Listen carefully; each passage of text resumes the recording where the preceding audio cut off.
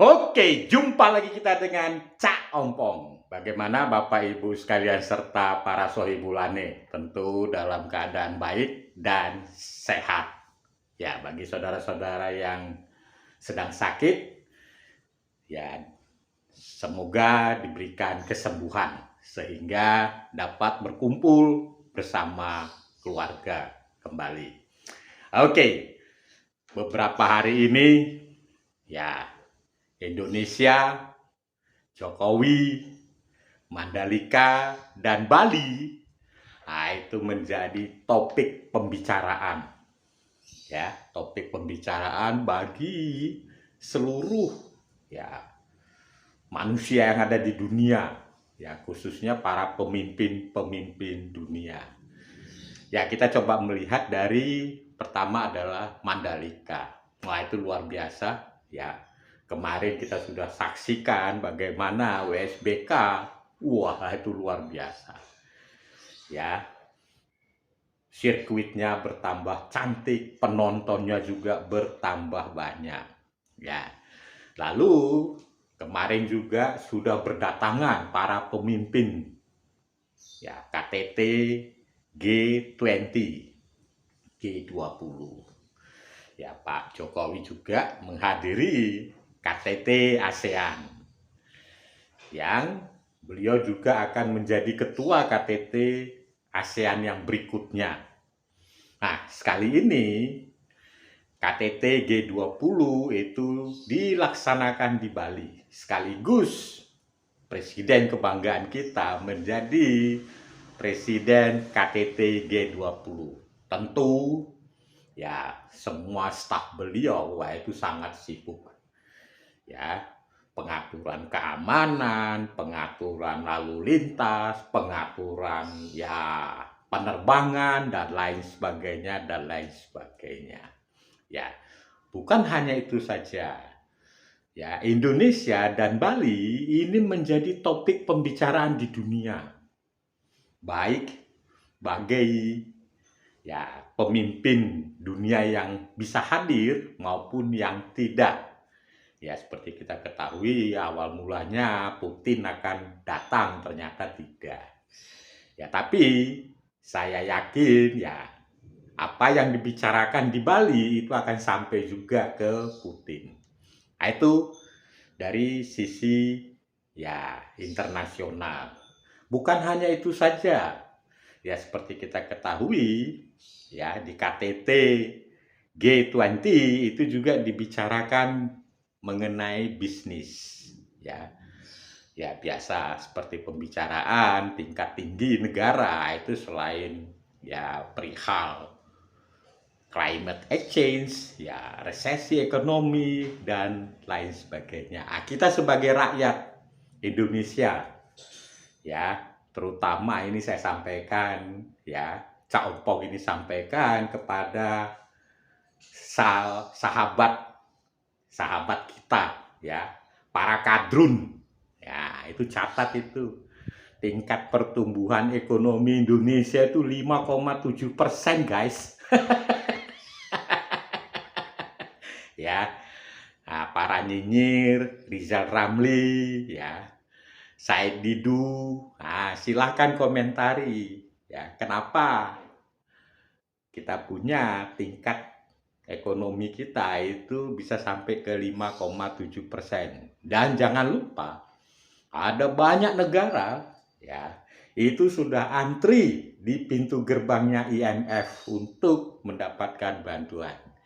Jadi, melalui video ini ya, kita harus memberi hormat kepada presiden yang kita cintai, Bapak Insinyur Joko Widodo. Oke, itu berita dari seputar ya internasional. Bagaimana di dalam negeri? Tentu di dalam negeri ya isu copras-capres itu agak tertutup. Ya, agak tertutup. Ya, kita masih seputar membahas koalisi perubahan jadi atau tidak.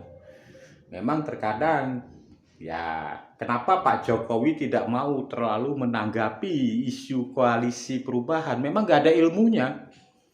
Kadang-kadang membuat kita juga tambah bodoh.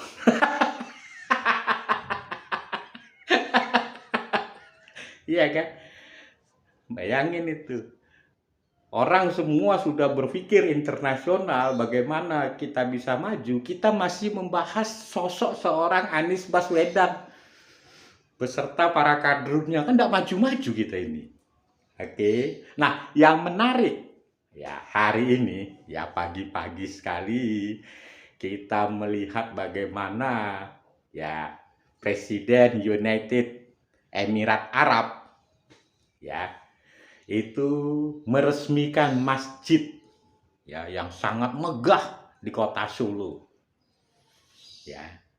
Nah, dalam acara itu kita melihat bagaimana Pak Jokowi memperkenalkan seorang Ganjar Pranowo kepada Presiden UAE ya. Selain daripada itu, menjamu sarapan ala Solo. Nah, Compong ingin membahas sedikit mengenai ya gaya Pak Jokowi dalam mempromosikan. Ya, memang Pak Jokowi ini kalau menurut Cak Ompong itu ahli pemasaran. Jadi marketing beliau itu tingkat tinggi ya. Jadi bagaimana beliau memasarkan anaknya, memperkenalkan kepada presiden ya. Ini presiden bukan sekelas ya kadrun yang ada di dalam negeri ya. Ini sudah kelasnya internasional ya. Selain memang negaranya negara hebat, negara kaya, ya presidennya cukup terkenal.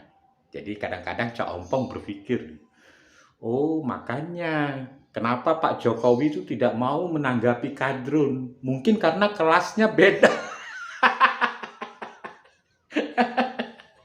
Nah, tapi sekali lagi kita melihat bagaimana ya Pak Jokowi ya memberi kode kepada kita semua, memperkenalkan Ganjar Pranowo, memperkenalkan Gibran, ya ada Kaisang, ada Bobby, ya memang disitulah hebatnya. Ya kita bangga, kita bangga.